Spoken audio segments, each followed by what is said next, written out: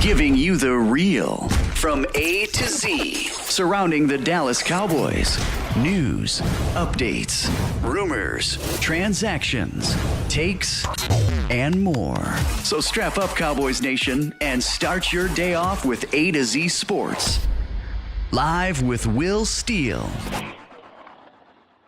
3, 2, 1. Here we go!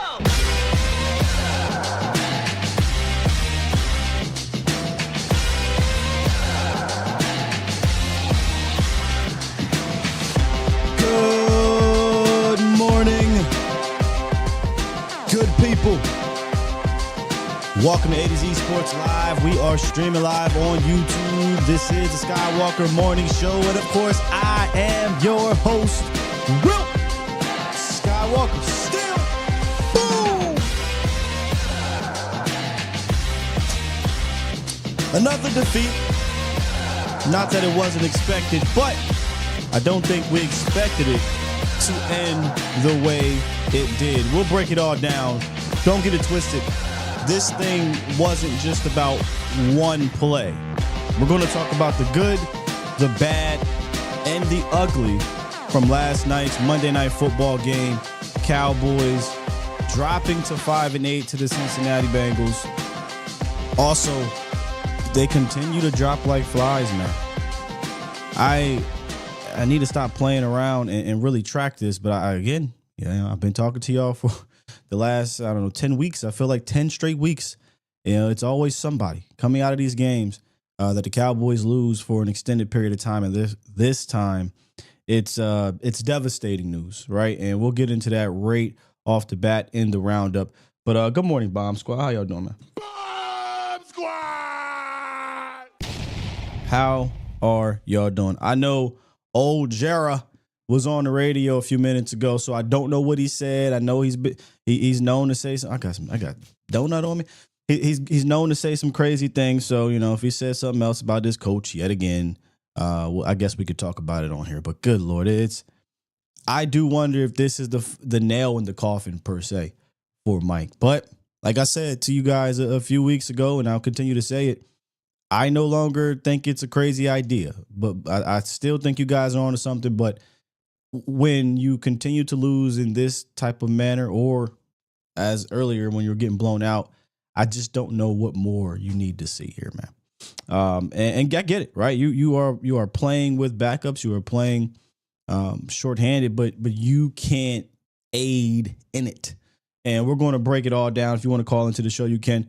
351-999-3787. And again, let's talk about it today. It's not our Monday show; it's a Tuesday show, so it's more about talking about the emotions from the game. We'll look at some of the film tomorrow for sure. I already started, and I don't like to lean too much into all the bad. I do want to talk about what they did well on the ground, and that's kind of what we're going to start with once we get out of this roundup. So let's get into it, Cowboys Nation.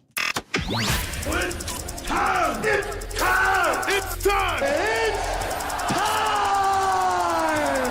It's time! It's time! It is time for... It's time for the morning roundup. Round 'em up, boys. Let me talk to you. This one sucks, man. Per Clarence Hill, the Cowboys believe linebacker DeMarvion Overshown ruptured several ligaments in his knee, more severe than an ACL. We'll know more on Tuesday. The whole team is devastated. End quote. I missed this live, right? Again, when we're watching this live, especially when you're out on location, a lot of things could be going on. You're back and forth. But plays over, I either look on my computer to update something and look back up, and Jesse's like, hey, man, they helped DeMarvion Overshown off the field. And I see the replay, and he gets rolled over, and I'm just praying and hoping, rolled ankle or something. But the way they carried him off that field just seemed way worse than that. And then we get the news that it is extremely worse than that. In fact, it's worse than an ACL. Severe is the word that Clarence used. I hope the Cowboys get good news today, better news, because right now it's looking like a lengthy recovery, long recovery for DeMarvion Overshown. And I'm talking possibly well into 2025. Who knows? Maybe he doesn't even play at all if we're talking about it's more severe than an ACL. And like I said, over the last 2 months, maybe, it feels like every single game the Cowboys are losing a player, whether it be for the season or for an extended period of time. And this was a guy you just couldn't have go down in this manner, man. This kid was playing some damn good ball. It was just getting started. He already came, was coming back from an ACL. And 9 times out of 10, you're now going into the offseason. If that position already wasn't a need from a depth standpoint, it is now going to be a need from a starter standpoint. And it just sucks, man. It sucks for DeMarvion Overshown. The team was devastated, said Clarence. You saw it with Michael Parsons. He was, moved to tears, essentially. He even admitted it. Hey, we were emotional to tears knowing what our brothers go through here. And not this guy, right? But not saying that you want to see anybody get injured, but did they just kick me off? Check. Let's bring it back. We back. We good. Check. I just saw they kicked me off. Hold on. Wait a minute. Wait. Let me pull up on my phone right quick. It looks like I'm back, but hold up. Oh, we talking today. I'm not letting them kick me off today. Everything straight, y'all? Let me turn this down. I'm good now. Okay. We're talking about DeMarvion Overshown and just how gutted the team has been with this injury. And it sucks. As a fan of the team, I hate this, man. I hate this because for me, this season turned into an evaluation process, right? And looking at these young players and seeing if some of these guys can take that next step and be a part of the core four is what I always call it. There's more than four, but right, the core, and Overshown was that guy. He was 100% was the next budding star on defense. And now big fat TBD, man. And I know I said this before about DeMarvion. I feel like he'll attack everything and come out on the other side very well. He'll be fine in the sense. But damn, ACL, then right after that, worse than ACL. Now it's a big question mark. Not only did he go out, and that's the biggest news, but Cooper Beebe also went down with a concussion, and he left the game. And you know how concussions are. The odds of Cooper Beebe playing next week probably slim to none. Hell, it took Jake Ferguson a couple weeks to come back. So they slid over, I should say. Brock Hoffman, he held it down. TJ Bass entered in the game. He held it down as best he could, and the Cowboys got through it. But I wouldn't expect Cooper Beebe next week, but we'll see. We will follow all of that. It's a short week. The Cowboys play on Sunday after playing on Monday, so we'll take a look at all of that, man. Just a gutting night. And again, like I said, it feels like every single week this happens to the Cowboys, man. This one hurts, man. That one hurts. So as we try to transition this thing here, we're going to do the good, the bad, the ugly. So we'll be all over the place. Then we'll talk to you guys in the chat. We'll talk to you guys on the phone and go through this game from top to bottom.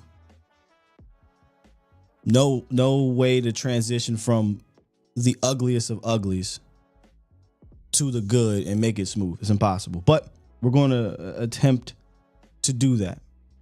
And I think it's impossible to not talk about the good without leading with Rico Dowdle. Rico put together yet another stellar performance. Running hard as hell, being the guy, showing some burst. I think his vision has improved as the season is weighing on, right? Still that tough back. A couple seasons ago, might have been last year, and after the it was in the preseason actually. I said he's kind of the poor man's Marion Barber and how he runs that hard. 18 carries, 131 yards, 7.3 yards per carry. And he's easily my Specs Key Club player of the game. I'm going to talk.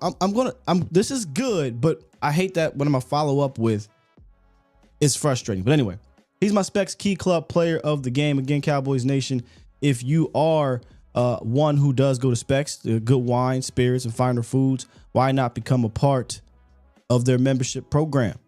You can gain access to purchases where you get early access, exclusive VIP events, birthday gifts, special in-store things, member discounts, right?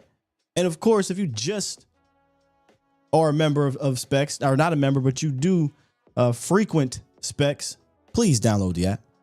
Please download the app.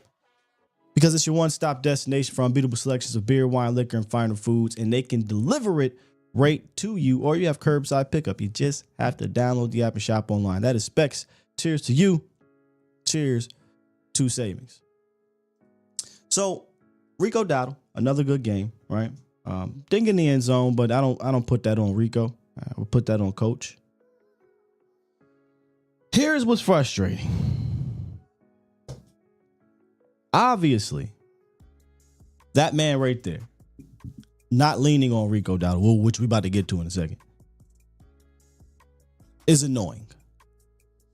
In a game where you needed to play, if you watched the pregame show, which some of you were there, we talked about how you can't play the Bengals game. You can't play because the Bengals are kind of like the Steph Curry, right? Or they're going to score, try to, right? You want to play keep up. You got to be the San Antonio Spurs and slow this thing down a little bit. And it felt like they were trying to do that, and then they pulled away. And I just, again, this is Mike McCarthy. He does this a lot.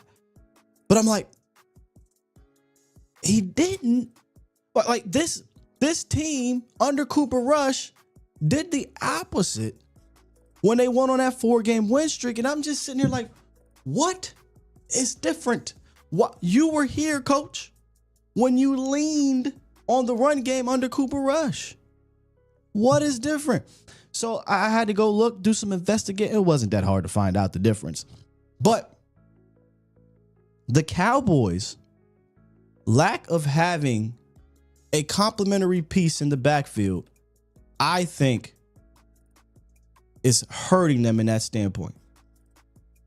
Look, Rico Dowdle, back-to-back games, obviously two teams' defenses are not great, but it doesn't matter. I think he's been running hard for the last 5-6 games.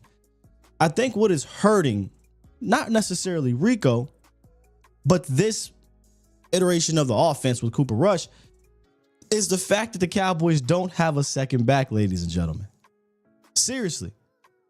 Well, Sky, just give the rock to Rico 30 times. I'm with you at this point because you have nothing else to lean on. But I went back and I'm looking at that streak where Cooper Rush went 4-0, right? Let me read this off to you. The first game against the Cincinnati Bengals, the running backs had 24 touches for 150 yards. Leader of that game was Tony Pollard, your explosive guy. He hit off huge explosive plays and scored a touchdown in that game. The gritty, tough guy was a healthier Ezekiel Elliott. The next game against the Giants, 28 carries, 178 yards. Two backs totaled over 13 carries and touches in that game. The next game, 27 carries to two backs. Wasn't a good game, but what that allowed them to do is be a little bit more balanced, slow the game down, not have Cooper Rush throw 45 times or whatever it may be, and you get the backs to kind of keep this thing balanced per se, right? And that was the infamous game where Kellen Moore came out and said, "Oh, well, I would have thrown the ball all day." And then you had the Rams game where Rush threw for 70 yards, and the running backs had 30 carries combined, 164 yards. And I'm looking at the last few weeks and even before that, but just looking at this game in particular. And I'm like, that's what's missing, man.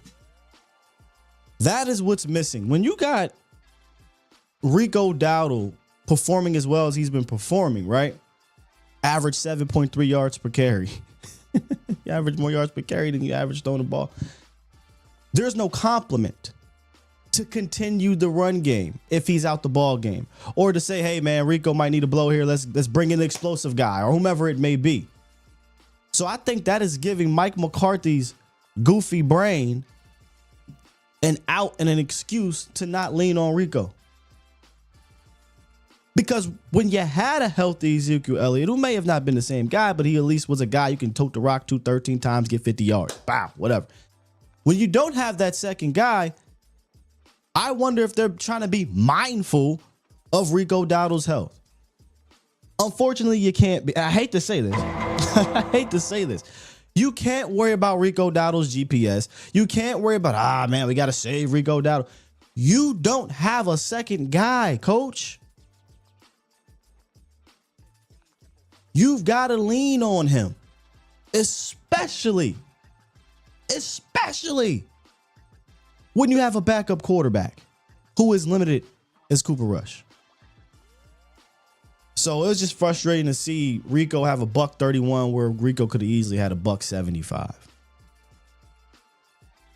The Bengals had no answer. None. And shouts out to the offensive line. I thought the offensive line, quick glance, right? I thought they blocked extremely well, especially in the run game.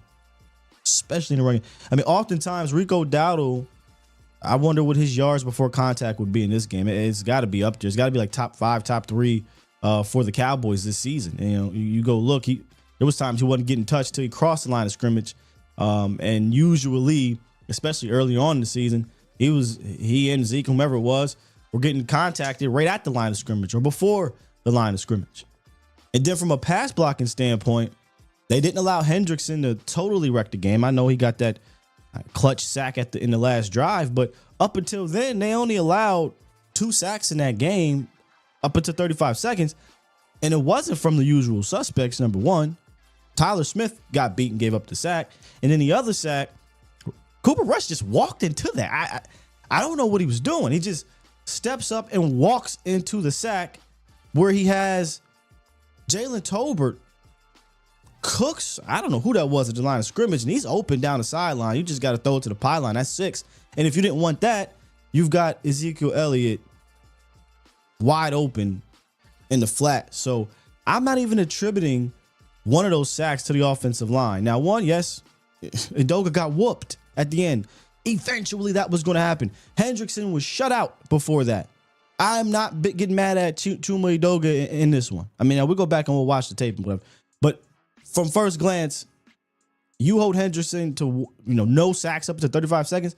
I'll take that as a dub all day and tomorrow. Then Tyler Smith got whooped. So, I thought they removed guys. There was so many run plays, and we're gonna look at that tomorrow, where the offensive line was just getting movement. Even the play design, at snap motion, got guys out the box, and Rico could just rip off a big play. So that's likely where we'll be at tomorrow when we look at the film. Although there's some past plays where you'd be like, golly, this guy was just not seeming to feel well. Maris Leofau. I've got Maris Leofau here because he came in after the Demo injury, which, you gotta get in there. You can't think about your brother just went down. You gotta get in there and make some plays. Almost immediately, he gets in there and he gets a sack or two sacks, really. He finished the game with 2 sacks. You can call it a sack and a half. I'm with PFF. Give him the whole sack. And I know, face mask, I ain't hearing it. Whatever. The Cowboys don't get those calls, so I'm not complaining about them missing a face mask. But Maris Leofau showed you what made him a guy you were interested in, and that's a guy who can get downhill real fast, physical, and get after the quarterback. And they used him in the same manner they probably would use a Demo when he got those 2 sacks. So they're going to lean on Leofau moving forward. It'll be Leofau and Kendricks to finish off this year.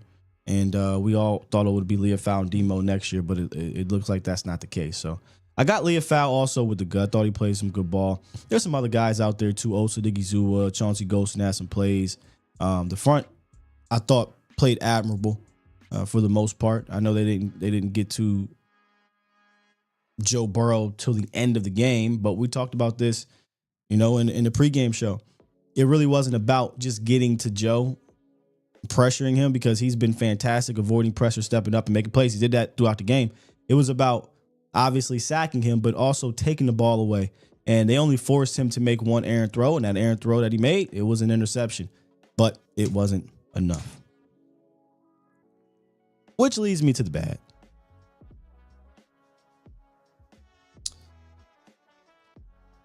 CD Lamb, y'all. This is CD Lamb's stat line after 2 drives.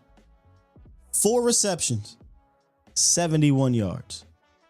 This is CD Lamb's stat line for 4 quarters. 6 receptions, 93 yards. 4 receptions, 71 yards, and let's be frank here, there was a tunnel screen for 43 yards. All CD Lamb. He didn't have a meaningful reception after the second drive until the last drive of the game.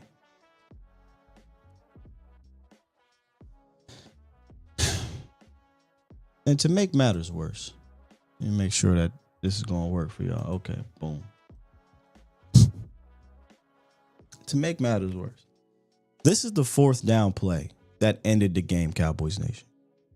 I have no idea what Cooper Rush was looking at. It's CD Lamb at the top of the screen, okay? Now, if I'm no quarterback, I'm just a couch GM, right? I don't even call myself a couch QB. But if I come out here, Cowboys Nation, and I see he's one-on-one and the safety is all the way back here, I like my options right here, especially when you know this route. But here's what they're going to do. They're going to send... No, we don't want that, Cowboys Nation. We want to take that out.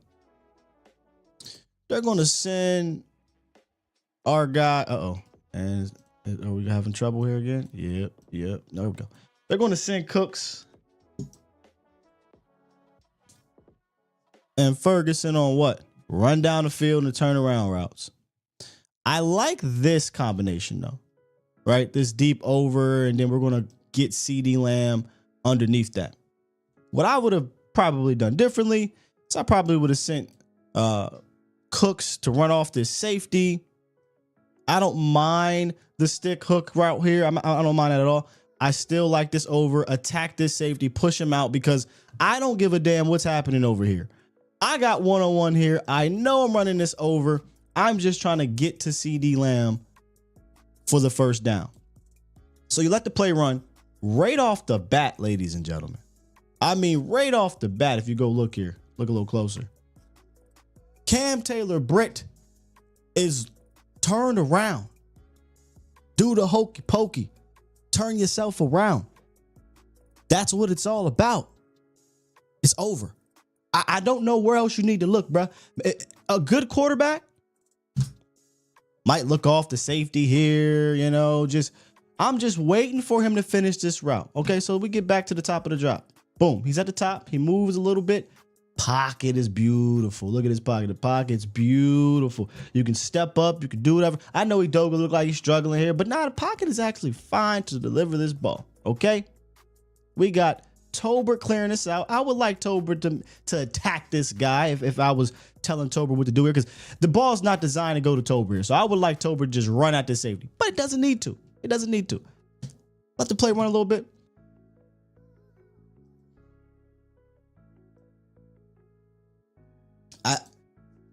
Fourth down, the game is on the line. I really don't know why else why wouldn't you go to CD Lamb? I mean, look at this space. Look at this space. In fact, if you wanted to create even more space, like I said, if you run this back a little bit here, if you wanted to create even more space, if you get the perfect look, right, which they got the perfect look here, in my opinion. Maybe you get him to come up and run a quick out at the sticks, and we, like I said, run him off. We want to run this safety, make him chase us way down the field. Run this linebacker way off here, and you've got nothing but green grass over it. And he still had nothing but green grass. But I'm just saying, maybe could have comboed this a little bit better to where there was even less defenders. But here's what is frustrating. 24 seconds left. We've seen CD Lamb, who's a yak monster, make guys miss in the open field. I would have loved to see what would have happened here if Cooper Rush puts this ball right here, let CD get underneath this, and he's likely only contending with these two, right? Like he's likely just having to make one of these two guys miss.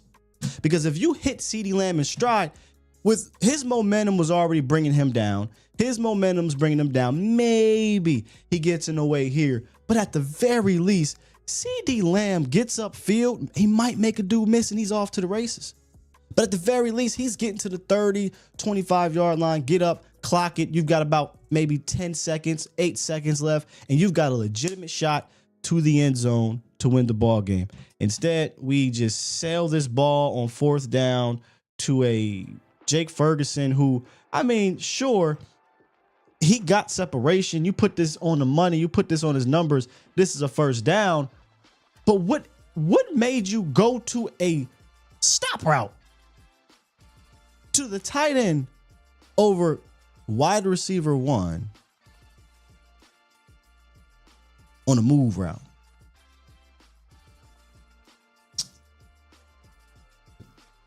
Yeah, that would have done it for me. That would have done it for me. And that leads me to the other bad. Cooper Rush led offenses. I talked about this statistic in the post-game show for those who may have missed it. 11 straight starts. 11 straight Cooper Rush starts where the Cowboys offense has not scored at least 3 touchdowns. It's not a typo. You didn't mishear that. Nothing. 11 straight starts. As well, Sky 7-4. Again, not sustainable, right? 11 straight starts. They have not scored at least 2 touchdowns. Is all they've been able to score. So with that said, because I'm not putting all that on Coop. Coop is who he is. Like I said, he's limited. Despite what the goofies who hate QB1 have to say, he's extremely limited. Cooper Rush is extremely. Mike, Coach McCarthy, you talk about John Parks. You talk about analytics and numbers and data. I got 10 straight games showing you ain't scoring 3 touchdowns, bruh. I got 3 games. I'm sorry, 10 games. I got 10 games showing you can't score 3 touchdowns with that man at quarterback. So what do I got to do? I got to slow this thing down. We got to muddy this thing up. I got to run this ball at least 25, 28 times. And when the way you were running easily should have been 35. It's not what Mike does, though.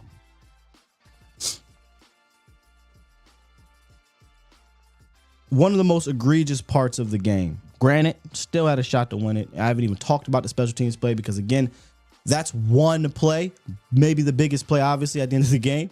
But there's so much that led up to that. And we'll get to it. One of the most egregious parts of the game.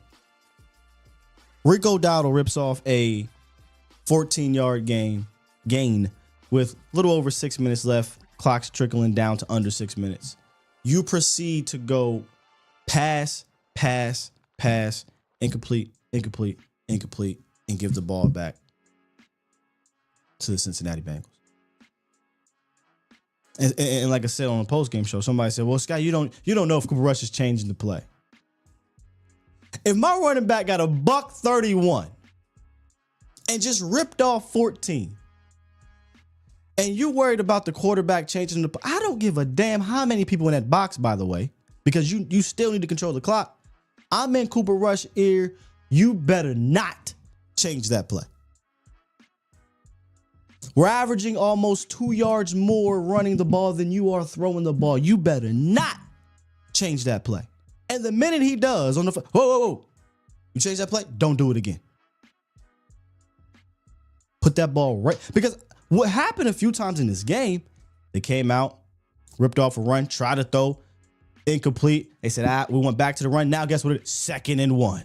I'm sorry, 3rd and 1, 3rd and 2. Because Rico Dowd will put you in position for a 3rd and manageable. Instead, right back to the pass game, incomplete. And not just incompletes, awful throws on those incompletes. So I look at Mike.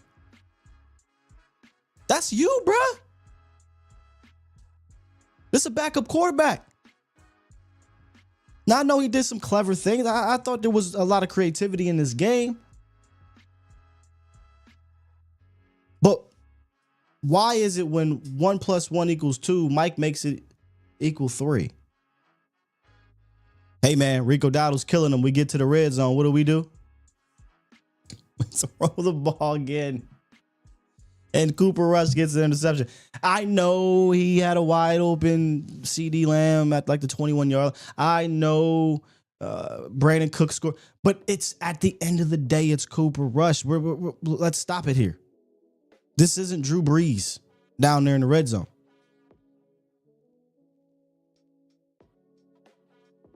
The Cincinnati Bengals defense was so bad leading up to this game.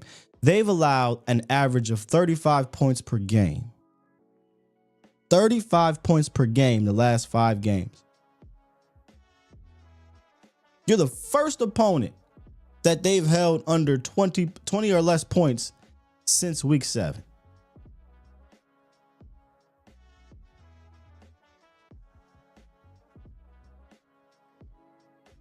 And then obviously, you know, the ugly is there's nothing uglier than a DeMarvion Overshown injury. That one hits. That one hits hard. But just about as ugly as covering god dang Jamar Chase. Good luck. Now look, I'm not here to rail on this defense. I know a lot of people are upset about, you know, they were playing off soft coverages and things like that. I get it. There was times me and Jess were looking at each other like, hey man, why you playing off? Why? Hard to get mad at a defense that holds a team averaging damn near 40 points per game to 20, right? The levees will eventually break. We talk about that a lot. This isn't that type of defense that can just go out there against this type of offense and just shut them down every single time out. But if you told me 20-20 with 2 minutes and 36 seconds left to go, you're about to get the ball back. Your defense held them to 20, and not only just held them, got the key stop and the key sacks. I tell you, man, kudos to this defense. What happens?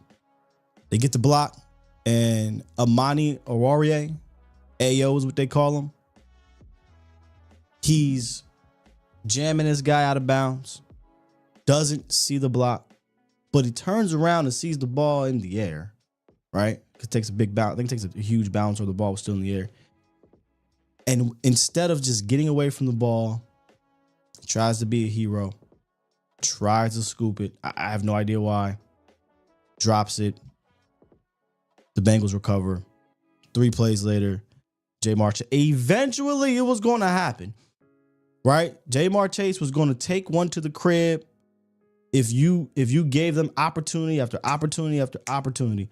And that's what happens. Jamar Chase catches a comeback route, which, listen, I agree. That's a frustrating coverage because this is one of the most dangerous guys on these comebacks because he can make you miss and go to the crib. That's exactly what he did. Made DeRon Bland miss. Up the sideline for like 40 yards or so. Game over. When he scored, I looked over. I said, 3 timeouts, a minute 11. It don't matter. You know why? Because the Cowboys can't score 3 offensive touchdowns under Cooper Rush. They can't do it. Can't do it. So just an unfortunate way to end the game, an unfortunate way to really waste high efforts from 1, your defense, and 2, Rico Dowdle. And if you missed my thoughts on the whole Rico Dowdle situation and why I think maybe McCarthy has given himself some weird and twisted out in his mind. And this is just me just trying to piece why, you don't lean on a guy like that. In years past, when the Cowboys had Cooper Rush and won on that run, they averaged something around 28 touches or so per game to 2 running backs combined. Rico, they don't have a second running back. Ezekiel Elliott does not exist here. He does not exist. I don't even know why they continue to roll him out there if they're not going to use him. I'd much rather just call up somebody else and legitimately get that player involved. And honestly, this is the second year in a row, really, where we're looking at this team and this running back situation, and they refuse to do what had been working the previous 2 seasons, and that was a tandem situation. Because what that allows you to do is Rico's tearing them up. Just imagine if you had another capable back to go in there and continue to tear him up. Or maybe he's a home run guy. Instead of a 17-yard game, it's a 47-yard game for a touchdown, right? Because you compliment Rico. Not the case. Not the case. Now you could argue, well, Scott, it was so bad on the ground, just give it to Zeke. Where's my button? Do I got that button?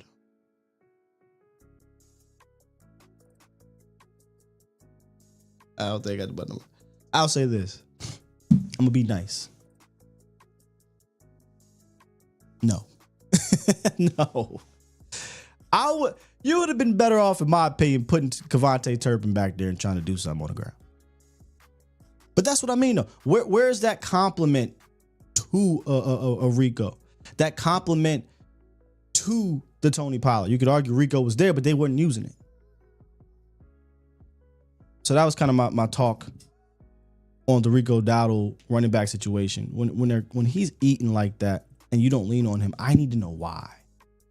I need to know why, coach, because I got this weird twisted feeling that he's going to say, GPS, we got to be mindful. We don't want to get him hurt. We don't want to put him in. Coach, you're 4-7. You don't have a second back. Run his ass through the ground. I hate the sound. Again, this is me not looking at them as humans, right? This is me just, and look, that's human nature sometimes. As a fan, you forget they're humans. But you don't have another choice. This is where if I was Jerry Jones, Jones has that power if he can tell you what to do. Hey, bro. Next time you see him running like that, I want him coming out that game like, whoo-wee. Those 35 carries, man, that was crazy. Body sore, he getting in that chamber. Ice bath, all that. 18 carries is criminal. Criminal. When you're averaging more yards per tote than you are throwing the ball. I digress. All right, let's talk to y'all here in the chat for a little bit. 1, 2, 3. This is good. This is good enough right here. Let's rock. Let's get to some OGs. Hey, Toxic. I hate to hold you, but I love to end the calls with you if you don't mind, brother. But let me know if you got somewhere to be. Let's wrap to the original OG. B Bird, what's up, brother? Hey, what's up, Scott? What's up with you? Nothing much. Hey, I wanted to just say one thing. I thought the strategy to go for the block kick was actually pretty sound. Can you hear me? Yeah, my bad. Go ahead. Oh, I actually think the strategy to go for the block was pretty sound. You know who you had at quarterback. You know what I'm saying? So one of the things I looked up a stat a few years ago because we go for the block a lot. And what I noticed is that on 4th and over 5 or like 4th and 10, we go for the block. And I looked at some statistics, and what it says is that over the last since 2022, running the kicker and roughing the kicker has been called a total combined of 56 times. But B Bird, running into the kicker. Go ahead. I'll let you finish because I have a thought. Let me just take a look at it while you're doing. Okay. Go ahead. Hey, this won't be long enough. Roughing the kicker has only been called 15 times since 2022. Running the kicker has been called 40 times altogether and been declined a few times too. So what I'm saying is, I thought it was a pretty sound decision to go for it. I think they actually worked out. So this is what I thought. I'm watching it over again on the All 22. They didn't go for a block. Like this wasn't a called all out block. What happened? And this is what I thought when I watched the replay. Nick Vigil just beat his dude, bro. Like I'm watching the replay here. They rushed the same 1, 2, 3, 4, 5 guys. They pulled back 1, 2, 3, 4, 6 of their dudes. In fact, two of the guys on the line of scrimmage actually just bail. Nick Vigil just beats his dude so bad. So unless your idea is to say, hey, everybody at the line just hold up, go back and return, then you can say, yeah, they went for the block. This is just Nick Vigil. Nick Vigil literally just hits an arm over. I don't know how you could say, hey, Nick, if you get a clean shot, don't block it. I just don't. You can't do that, right? Correct. So he got a clean shot. He blocks it. Now you just need your guy to be smart. Amani Owarie had plenty of damn time to get out the way, bro. Plenty of time. I don't know if his other players are screaming Peter or whatever the term is, right? Like there's a term that you're supposed to say to get away from the ball. Maybe I think that's I want to say that's not him. Never mind. So whoever the up guy is, they need to say, hey, Peter, get away from the ball. He didn't, bro. He was trying to be a hero here. I don't know why he thought he could just take this and go to the crib. There's literally 3 guys surrounding him. But, yeah, it wasn't a called block. Vigil just got through clean. Oh, okay. So he just made a great play. That's what it is. Yeah. Hey, so, and I don't know if AO was on, he just came up at the practice squad. He just might not be, experienced enough to know what's going on in the situation. Just made it, acted off just, oh, there's the ball, let me get it. I don't know, Yeah, I have one thing to ask you. No. Okay, I have one thing to ask you real quick. I hear a lot about Mike, and I think me and you both are on the same side as, Mike has done his time here, and I think it's just time for a new voice. But I hear a lot of players saying they like Mike. But what I'm looking for in a coach is he's a player's coach. I'm looking for a coach that they respect. Yeah, I'm looking for someone that they respect. When I say respect, I'm saying a low level of fear of losing their job. Yeah, I'm about to say, you're looking for a coach that they fear. They respect Mike. Yeah. They don't fear Mike. They don't fear him. They don't feel repercussions from Mike. And I think that's when, so you start looking at him and look at some of the reasons why, hey, he takes care of our bodies. You're going on to something, man, about Rico that I definitely understand. I'm on the same board, and I think you're going to get to that. At some point in time, man, we got to win games and start worrying about protecting bodies. This is a sport that everybody signed up for and knew what they were getting themselves into. That's the players and the agents want to protect bodies and protect and make careers long. We're trying to win football games, man, and we got to give the ball 30 times a game. Facts. Particular games. That's just what it is, man. We're out here trying to win games, man. We can't be worried about play count and all these other things, keeping people fresh and this, all this kind of stuff.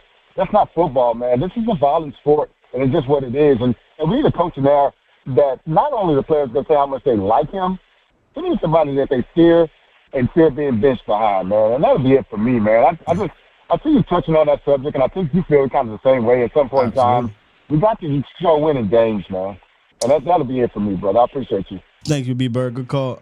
I agree, man. Like, if you're not going to have that type of guy in here, then give me a guy who's just a maniac when it comes to being able to out-scheme you, out-coach you, right?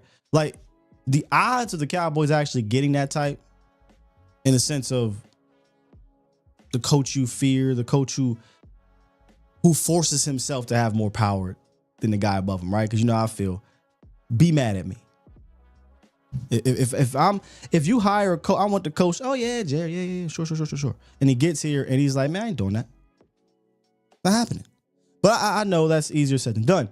But if I'm not going to get that type of coach, then damn it, give me one of them damn maniac, one of those dudes, maniacal guys who spends 24 hours at the facility, has a ridiculous play. When I say play sheet, I don't mean the Kentucky Fried Chicken menu that Coach McCarthy got, and he comes out here with this offense. I'm talking about legitimate. You have an advantage when he's out there. I had asked this question to somebody. Do you feel like you have an advantage with Mike McCarthy as a play caller offensively each week? No. So what happens when you actually go up against a quality coach, a whether that be offensively or defensively? No, I don't believe you ever have an advantage. So if it's not going to be that type of dude, then give me the guy that can just out scheme you, out coach you on that day, and has a wonderful staff around him. I mean, a top notch staff around him. So both are probably out the realm of possibility. They'll likely hire a yes man, and they won't give him a top notch staff. 609, you are live. Yo, what's good, Scott? What's happening? I called before back at after the Ravens game. I don't know if you remember, man. Dog, absolutely not. that was a long time ago. I'm also JL23 in the chat. What's the name? JL23? Yeah. All right. What's up? What's on your mind? Man, shit. Why is McCarthy still here? And I feel so bad for D-Mo. I truly do. I don't care that we lost. I care that we lost D-Mo. Yeah. That's the ugly part of the game. Hurt. Yeah. Yeah. And it's crazy. I've seen people get rolled up like that and just ankle sprain. Nope. His fucking knee exploded. Like, damn. Yeah, I thought it was the ankle. Whole time. Yeah, I did too. And it comes out as his fucking knee exploded. I don't mean to curse, but so all the Cooper Rush fans, is that your king? Scott, I seen better quarterback playing high school games, man. That I seen a couple dudes talking about we should build around Cooper Rush. What? I swear to God. And yeah, in the All Nations chat, there was a dude talking about we need to build around Cooper Rush. Yeah, Yep. I saw a guy on Twitter saying Cooper Rush was better than Dak Prescott. This other dude that hate Dak Prescott was like, nah, dog, what are you doing? What are you doing? Like, y'all hate that man so much. It's anybody but. Come on, man. Like, I'm not even trying to get emotional about Cooper Rush not being a good quarterback. He is who he is. What did you? Yeah. How can you have watched him for 3 years, the last 3-4 years, whatever it's been, and be like, yeah, man, this is a good quarterback? He's a backup quarterback, bro. Yep. I'd rather see Will Greer out there at this point. Is he still on the practice squad? Shit, bring him up. I don't see Trey either. I forgot Will's. I do wonder if they'll pull the trigger now on Trey, because I mean, hey Jerry, I think. What do you got to lose now? Right, yeah, it's a wrap. I mean, it's been a wrap in my opinion, but it is. It's good. Yeah, it's been over, but mathematically, it's getting close to being a wrap, my guy. So, because we gave up a 4th round for him, and he had no running back. We could have picked a running back in our 4th round, but what do we know? Scott. Yeah. Well, they gave up a 4th round pick for that Mingo kid, and he just can't. They just can't get. I think he got like 2 catches, bro. Yeah, rough. I know. It's fucking horrible. There's another thing I wonder. Why do our receivers fall down outside of CD? Why do they always falling down off when they get off the line? It's ridiculous.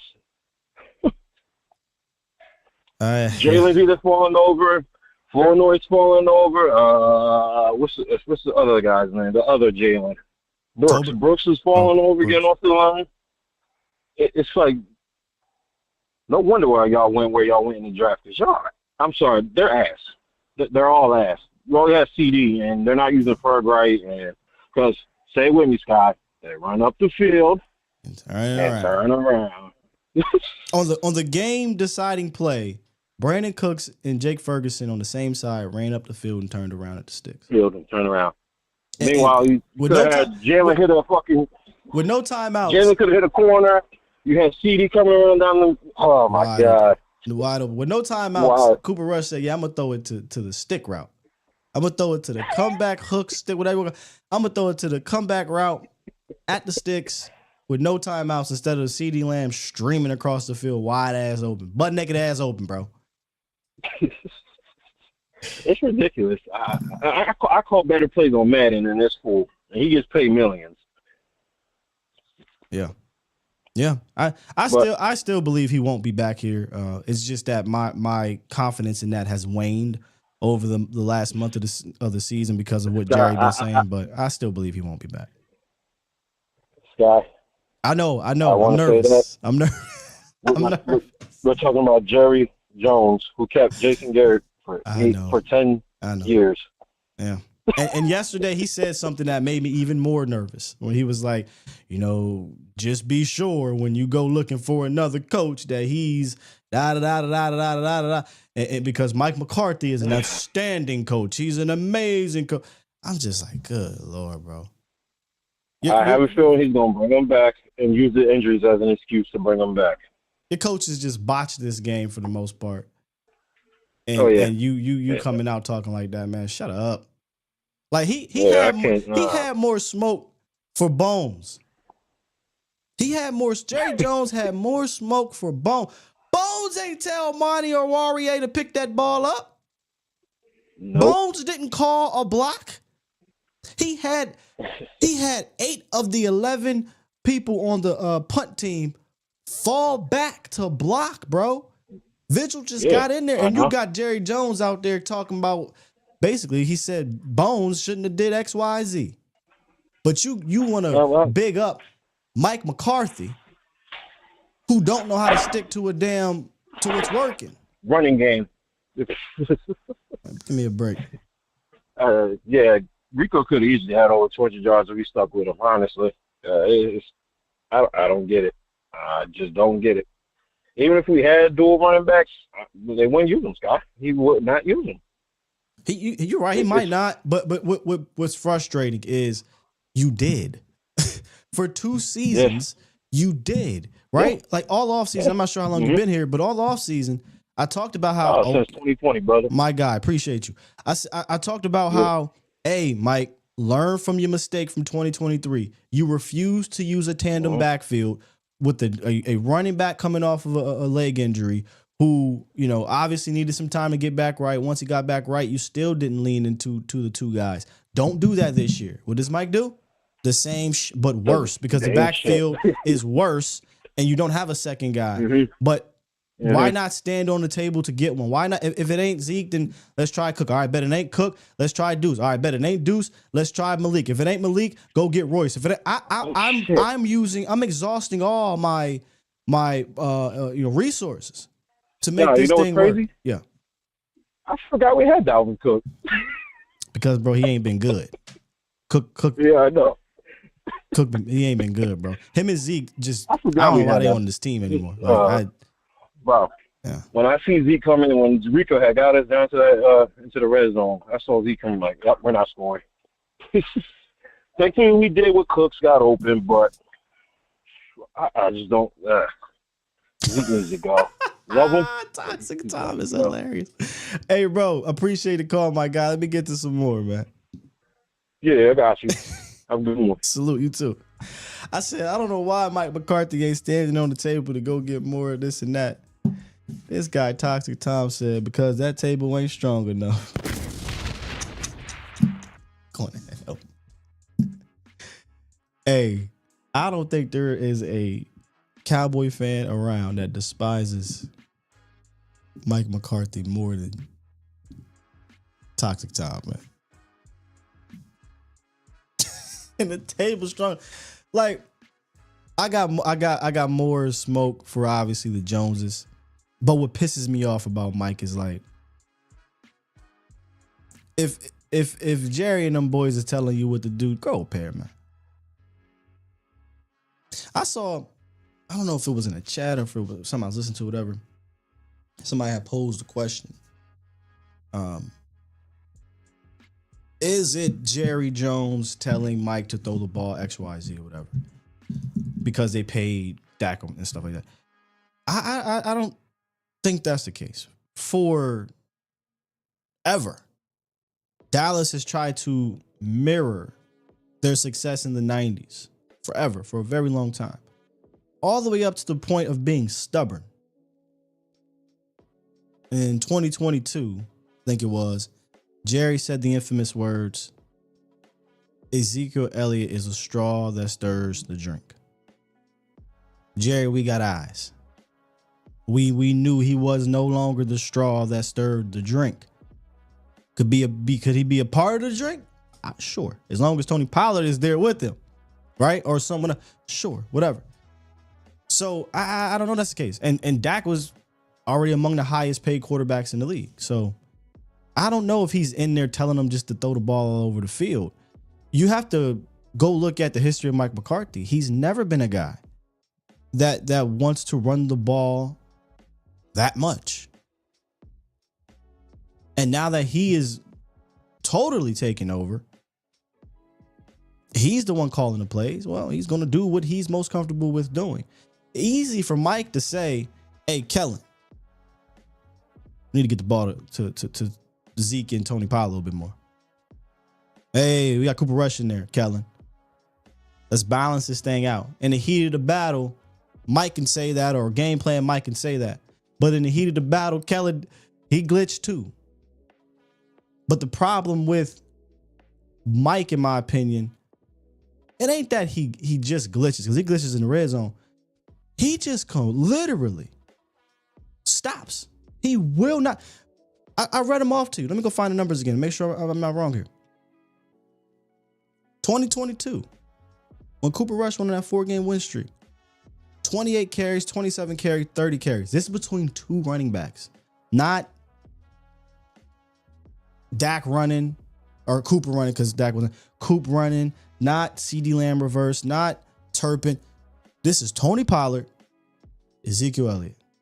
28 carries, 30 carries, 27 carries, 24 carries. Under Cooper Rush. I don't think we've got a game where the running backs have collectively hit like 28 carries. Get out of here, man. VIP, what's up? Sky. What's going on, brother? Sky, look. It's VIP, Sky. This is the first time after a loss, I'm kind of like, I don't even know if I'm happy or I'm convinced that the incompetence, it starts at the top. Oh, sure. Sky, what I was watching yesterday, like I'm rooting for us to win, but then I know I have an incompetent coach. I have an incompetent GM. I have an incompetent owner. And all that trickles down to the goddamn players. So you can't blame 27 when that starts all the way up top. I mean, I'm mad at 27 because, damn, I played football for the longest, and we know, damn it, somebody should have been screaming COVID, COVID, COVID. Anything, That's God. crazy. No, you're right. And that's why I started the show off saying, I get everybody's going to want to, get on Amani, but and you could argue, yes, did that play lose you the game? Yeah, one of many decisions that may have lost you the game, but I think this game is deeper than that play. And all that would have happened, bro, honestly, all that would have happened was that block happens, Brandon Aubrey kicks the game-winning field goal, and you continue to get gaslit thinking that this is some playoff team. And when in reality, this is who they are. You just happen. This is who we thought they were. You just happen to get a stellar play from a player or two or a side of the defense. But the head coach and the offense is what it is. And him skating by with defensive touchdowns and special teams touchdowns and elite defensive play, it's not him. It's not him. It's not. So, that's winning. That's the players, like when Troy said it back in the day. The players have to win despite of the coach.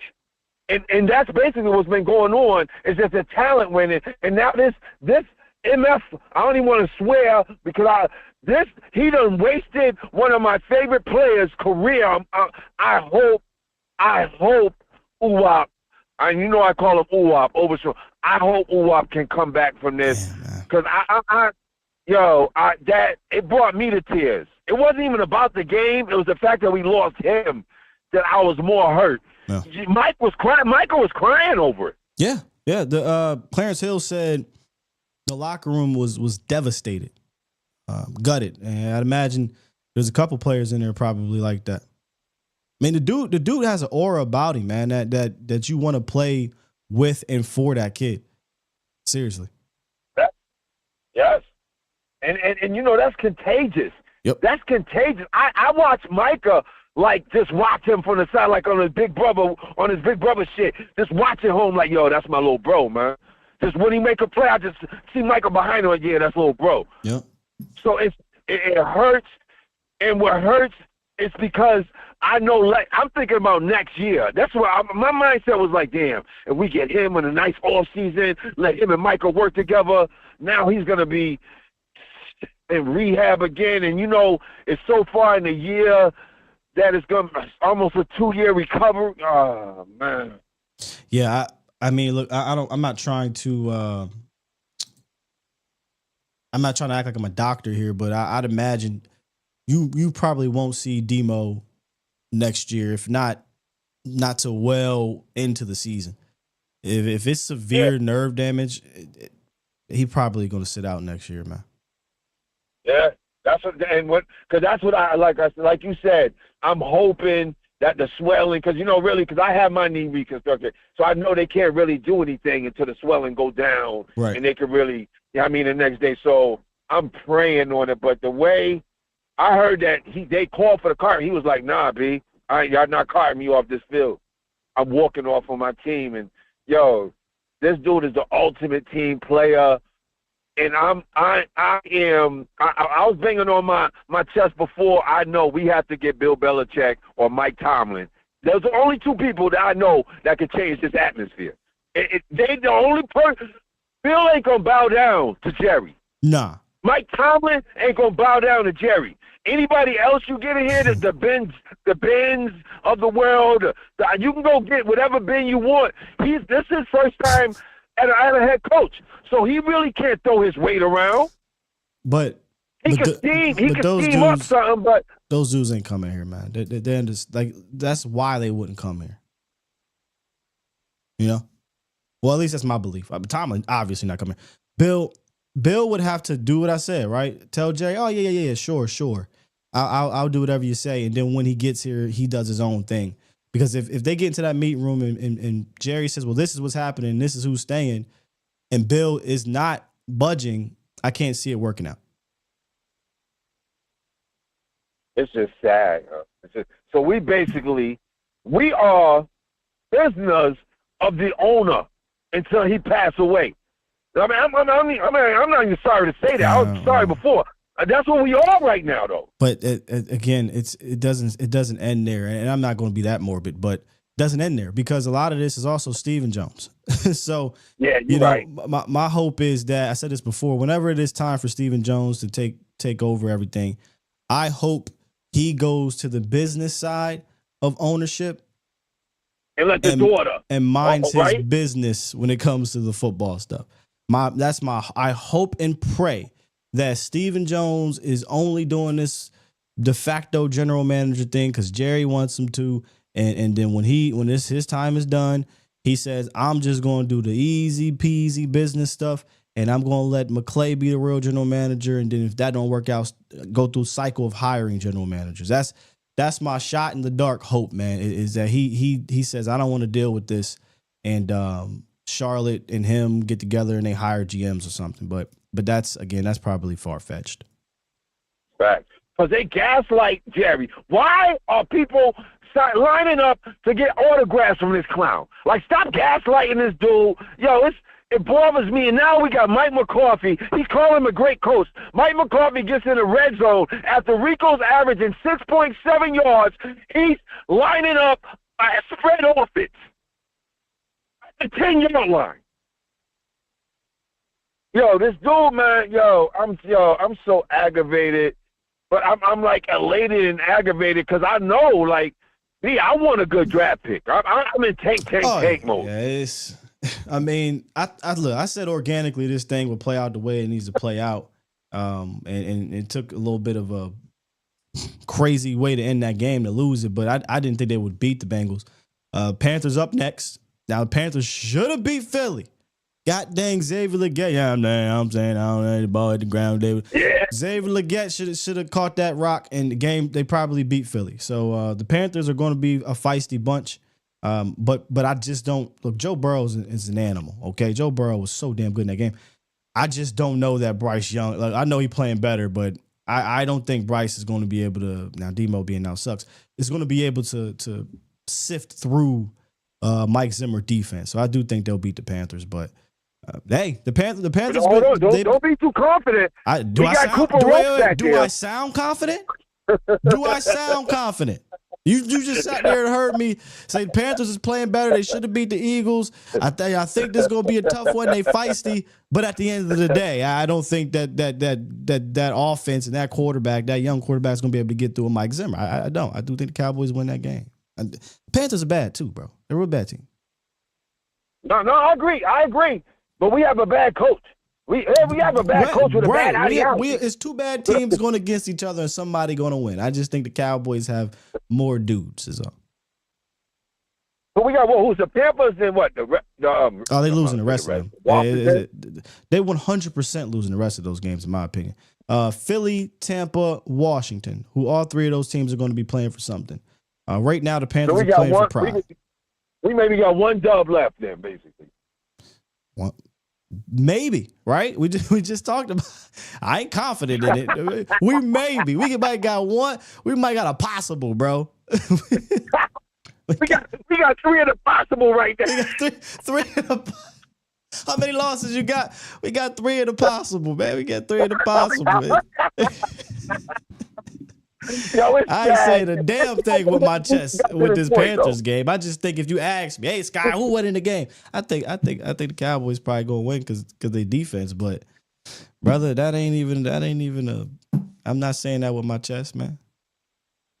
Well, I do know this, Sky. You are appreciated for everything you do, for holding us down for the year. And I'ma still ride with you. I don't care what our record is. It's DC for life for me. But I'm just afraid. Like I fear that we are prisoners of this damn GM and owner. Like it bothers me because we know billionaires can't get out of billionaires' way. They stuck. He's a billionaire, so in his mind he can't never do wrong. Yep. He can't be held accountable, and he can't never do wrong. I heard him in his press conference. I'm like, yo, would somebody slap this dude? What is he even? Yo, you babbling, B? What are you talking about? Yeah. Man, I know you gotta get to the other corner, Sky. Yeah. It's all love. It's still Cowboys. It's still Cowboys for life, and no Slurpee season. I'm still outside with it. Hey, hold it down, bro. I know it's Tim season up there, man. Hold it down. Oh yeah, you already know. We Tims and Boostices out here. We outside. Oh, in the shot. I can't even wear my Tims down here. It's like 74 degrees, bro. It's crazy, but I appreciate you, big dog. It's all love, baby. How about them Cowboys? Oof. It's hard to say that, VIP. It's hard to say that. I forget where I was at. I had my Cowboy hoodie on. I had the Dallas hat and stuff like that. And, people talk about the Cowboys. See, there's times when I'm networking. I don't call it networking, really, because sometimes it's networking because you don't know who that person is. Sometimes it's, hey, man, I do a Cowboys podcast. If we get to that point. Man, lately, I just been like, yeah, you're right, man. This, I just keep it moving because it sucks, It sucks to hear how everybody feels about them. Obviously, I talk to guys about them every day. But when you're out here in the real world and fans, talking to you, coming up to you, talking about the Cowboys, they pissed, man. They sick of this, and I get it. I 100% get it. A lot of fans are out. They switching teams and all this stuff. And I'm not here to judge. I ain't going to do it. But I ain't here to judge, man. And of course, it's only right to end this thing with a toxic tape by Toxic Tom. Good morning, my man. Hey, good morning, Sky. First off, thank you and the Bomb Squad for the birthday wishes yesterday. Glad the Penn State and the Cowboys decided to reward me by shitting the bed royally but Penn in State, epic fashion. They in the playoffs, though, so you got a shot there. They ain't going to do it, but you got a shot. They're in the playoffs by default, but anyway. Anyway. Your boy can't beat a top 5 team, so we know how that's going. Nah, he's just like Jason Garrett. He freezes up like a total chuckle fuck when it's time to put up or shut up. He's got that doofus 1,000-yard stare, just staring at the camera. You just see it. He's in over his head. But it's college ball, bro. All he got to do is just have a good record, and he gonna stick around for 30 years. That's true. That's very true. But on to this lovely treat of a disaster last night. First off, I hope Gmo's okay. This is why I'm always advocating for players to get paid. The next hit could be your last. I will always be that kind of guy that says, go get your money. Thanks. And I really hope he can come back because that's such a that injury looked awful. Now let's get on to Fat Garrett. You know, take it away. I don't like Mike McCarthy mainly because I just don't respect the man. And the reason why I don't respect him is I don't care if you say he's a nice guy. Nice guys are for barbecues. I'm trying to win fucking football games. I don't care if he's your friend. What does he do when it's time to put up or shut the fuck up? What do you do? And earlier this week, I heard my quarterback, not Cooper Rush, my quarterback put his balls on the line, go out to the media, and defend his head coach. What does Mike McCarthy do? Puckers up. You then hear his special teams corner getting ripped by Jerry Jones, the guy that you hired, Mike, your guy. Do you defend him? Nope, don't hear anything. All I hear are these lame-ass excuses about, well, we should have run the ball with it. No. You should have run the ball more. Mm-hmm. It is always an excuse with that man. And I'm sorry, but there comes a time where you said in the past, confrontation is good. But there also comes a time where you need to stop being a total fucking bitch and you need to man up and stand up for your people. And I keep seeing when the situation comes time for you to rise to the occasion, you fall short every time and you make the exact same mistake every single time on and off the field. And I am so over it. And that is the point where why are you even here?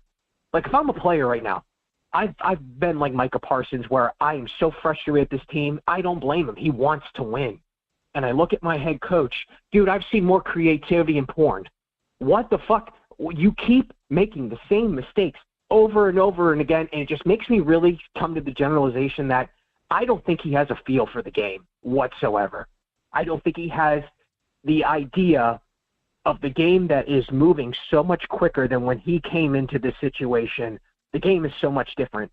You see Rico Dowdle run off 14 yards, and you decide to throw the ball 3 straight times with a guy that even with Blue Chew in his arm can't even throw it 15 yards down the field. That is your idea? Like, how do you just have zero feel for the game? And as it's unfolding, why can't you adapt and see how the cards are falling? Either he is so prideful that he won't change, or he's fucking stupid.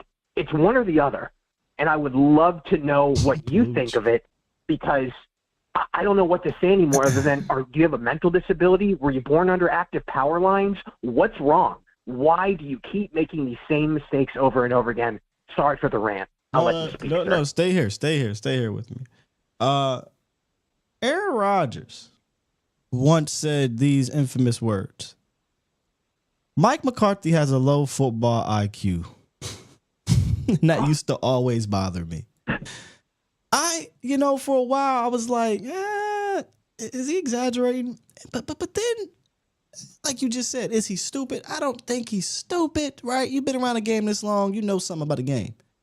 But he might just have a low football IQ, like Aaron Rodgers said. Now, it's tough because Aaron Rodgers, he a diva. He is what he is too. But how do you Toxic? How you watch this and not come away with, I don't know, man. Does he know what the heck is going on out here? Sometimes, right? Like sometimes. And there's a fella in the chat here, man, Mr. Quentin Cornett. I happened to glance over.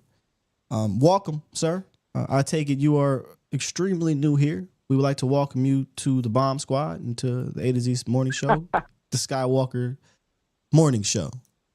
He said this, Toxic. Why Cowboy fans weren't complaining about the Joneses during the 2-game winning streak? We need to keep it 100. He says this. We need to keep it 100. 3 seasons, 12-5, and no one complains. Only when we lose. Chat. Y'all want to tell them, chat? You know what? Welcome, Quentin. Welcome. I'd advise you to stick around, and you wouldn't have to say any of these things here, brother. That's all I'm going to say about that. I don't even know what to say to someone like that other than what have we won? Like, we're only around when we lose. What did we win? I don't hang banners for 12-win seasons. No. This is, well, the Joneses love to brag about it, but this is where the standard has dropped so drastically for this organization. Yes. You went in with the game plan, and you know you have a limited quarterback. So then you have a coaching staff who makes the limited quarterback even more limited. I don't understand that. How do you take someone like Cooper Rush and go, let's make it harder for him? How are you going to sit in the film room with this fat motherfucker sitting there saying, well, we'll make this adjustment? No, you're not. We're going to run the same dang game plan out. Mike, tell me who your listing agent is so I can put my house on the market too and get a killing. That's what should be being said. But like, the fact that we're now hearing yeah, go ahead. Sorry, how do you come out? The first drive was masterful. The drive out the third was do that over and do that until they make you stop doing it. You know what I mean? Yeah. And you don't have to get cute, bro. You have a backup quarterback. The KISS method. Keep it simple, stupid. You know, Rico Dowdle is eating. The play action game is working. You can't take shot. Your quarterback, his arm is just it's just awful, bro. Like I would love a deep shot down the field, but he can't get it there. So cool. Keep everything 20 yards and within. I'm fine with that. Just creatively get guys open and move when I say move the pocket, play action, right? Rollouts, get it to your guys. Turpin. Where was Turpin in this game, brother? Where was Brandon Cooks in this game outside obviously the red zone touchdown, but in between the 20s? You like you said, you made this game more difficult on a guy who already makes the game difficult. Mm-hmm. Yep.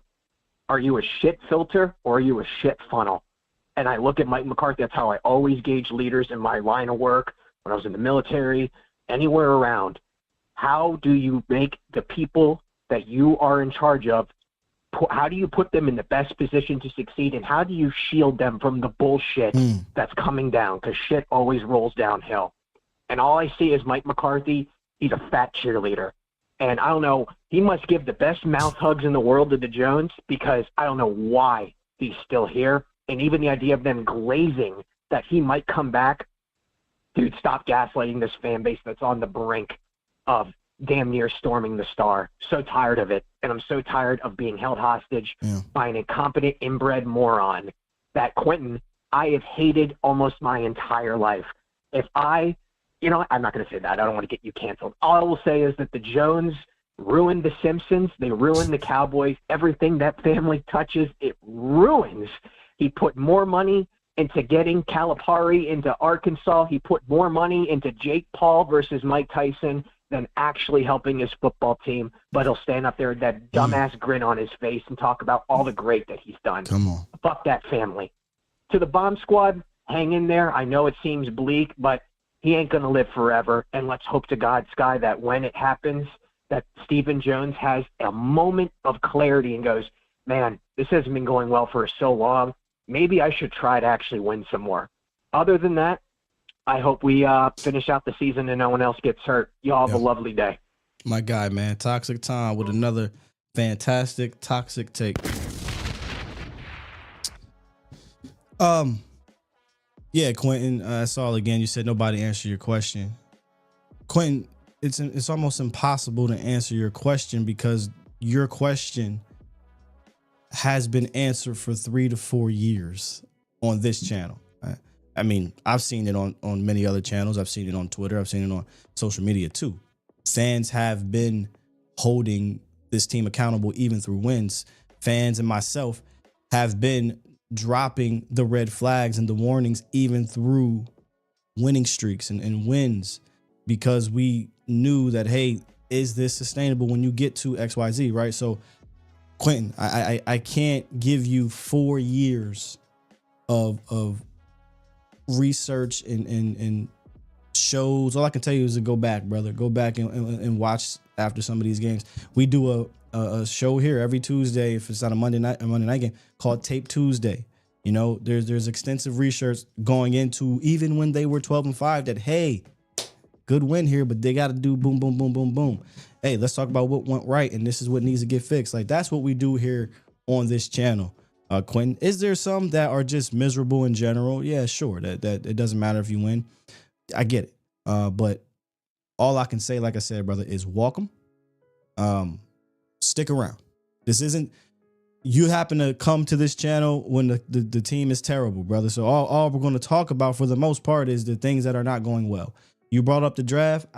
Chat, I'm a broken record. Tell them. The Cowboys draft well, but they have to draft better because they don't do trades and free aid. Like I've done this, Quentin, for years, brother. For years. I've got, come on, man. My resume speaks for itself when it comes to breaking all this stuff down. From every single round, from every single player, from every single transaction for the last decade plus, man. So all I can say is just stick around and you will see the light, you know, when it comes to how we move. And fans aren't just complaining to complain. There are those. 100%. Your team is 5-8. I said this before, even after the playoff losses. When fans come here and they get mad and they want to do the whole 12-5 thing. How are you mad that fans are upset that you can't get past the divisional round? I ain't mad at y'all for that. Now, if I hear goofy stuff, I'll call it out and we'll have fun with it. We'll have a bit with it. We'll go back and forth and we'll do that. But at the end of the day, that's your opinion. And once it's over, it's all love. We Cowboy fans. But all I can say is, my boy, stick around. Stick around.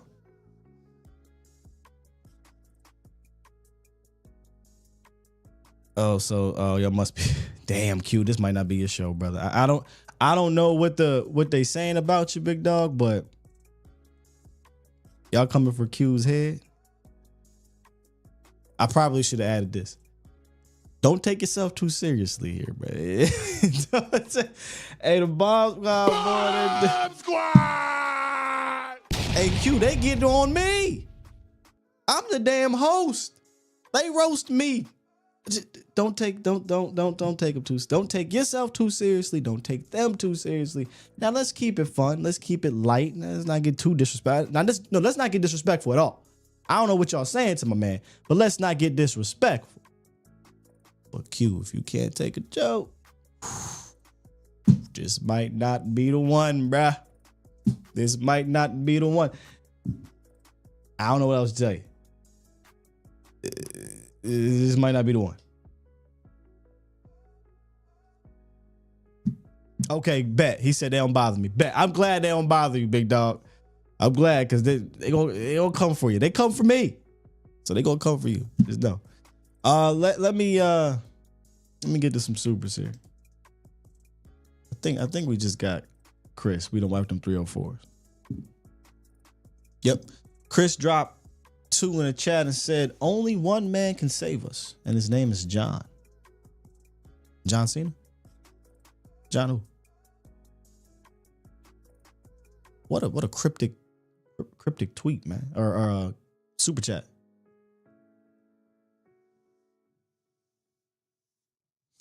What a cryptic one. That's it. That's the one. Good cause today, man. Today, and again, Q, another thing we do here is usually the day after the game, a Monday, or if it's a Tuesday, it's more of the emotional part of the game. So tomorrow, I already know what I want to do. I want to take a look at these Rico Dowdle runs for the most part. Take a look at a couple of those sacks I told you about. And we're going to look at the film. You know, I know this season's pretty much over, but that doesn't stop me from, I love looking at the X's and O's of the game. So we're going to do that. I'm going to do that with y'all. And then got to turn the page real quick. Early thoughts before we break down this team. I'm just curious. And this may not be fair because you just came off of a loss. Cowboys, Panthers. Who y'all got? Cowboys, Panthers. Aaron said, I dare you to call it. Hey, Aaron, don't you do that to that man. I will let him say, y'all know how I do. He probably, what he putting on the cape for the Joneses? If he putting on the cape for the Joneses, oh, that's my favorite one. So I would definitely come on in, Q. Tomorrow, if you want to call in, you want to defend the Joneses, I want to hear you out, brother. I want to hear you out. Let me see. I wonder I wonder if I'd asked this question last week. A lot of Panthers. Swain Panthers, Eshawn Panthers, AZ Panthers. Special K got the boys. What's up, Night Ranger? Appreciate you, DB. Johnny said, I don't care. I hear you. Willie T got the Panthers. No one wins that. JL got the Panthers. Miss Jacket. Damn. AG said the line.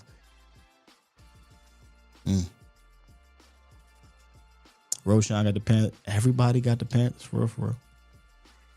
We live about 8:45 tomorrow, Q. Call in whenever you want. You might be on hold for a little bit, but call in whenever you want. The Guru almost called you Durag. The Guru said, I don't have an auto win for the Panthers anymore. Facts. I don't either. See, Lost in Translation got Durag Sky right underneath the Guru, and I read that as the Durag. Ella got the Cowboys. Troy says, Scott, you doing a start over or at 2 by position? What do you mean, Troy? Willie T said, what happened to getting those young coaches in here? What you mean, bro? Like, do I still want to get a young coach? Like one of those dudes, one of the Bens and the Bobby Slowicks type. And I use those two names, but there's other guys. There's the Liam Cohens, there's the Drew Petzings, there's more guys. What do you mean what happened? I would still like to bring in one of those offensive minds for sure. You know what I would like probably even better? Is if we can get one of those walk around type head coaches that don't mind delegating, right? But they're motivational type guys. They know how to run the program and things like that. And you surround him with that staff. And y'all know, I said this before. It's the carbon copy of what the Lions are doing. Carbon copy. You don't call plays on offense or defense. But you'll run through a wall for that man. And he hired good staff around him. I'd favor that a little bit more. But I understand that those type of Bens and Slowicks and Petzings and probably Cohens, they're likely taking a head coaching job. But there are other guys. We brought up some of those young coaches that were on these staffs. There's other guys that you can come in here and be OC. So, yeah, I don't know what you mean by what happened to him. I still would like to have a non-63-year-old coach calling my offense that's not Andy Reid. Andy Reid's one of the very few, right?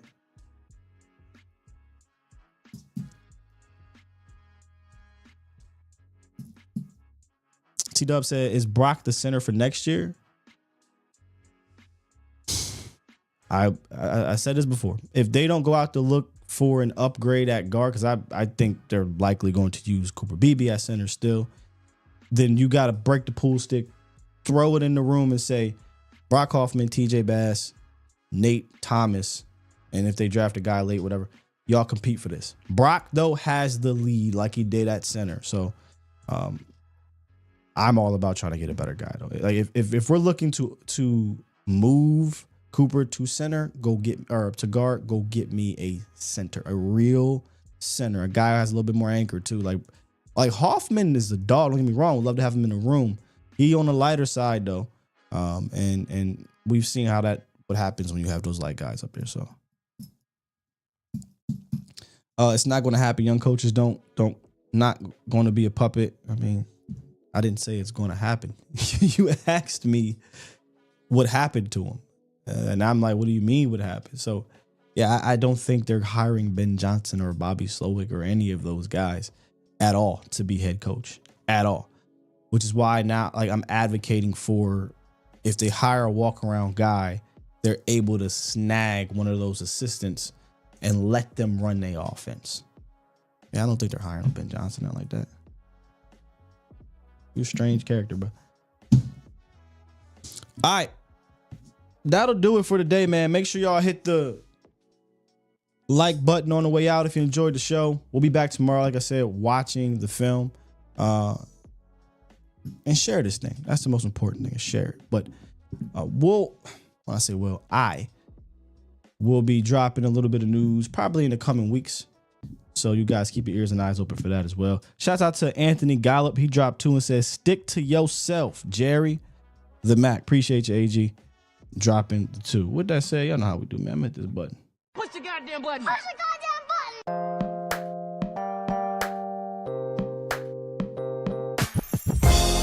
Yeah, I'm with you, man. Who said that? Vincent?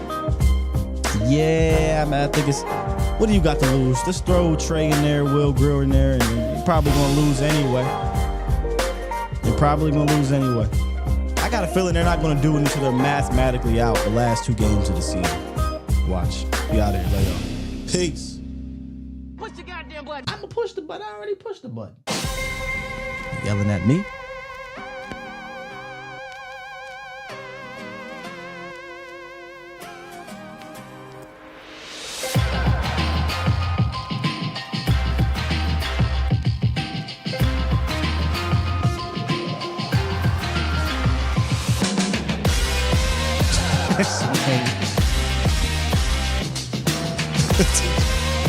Push it again, goddamn.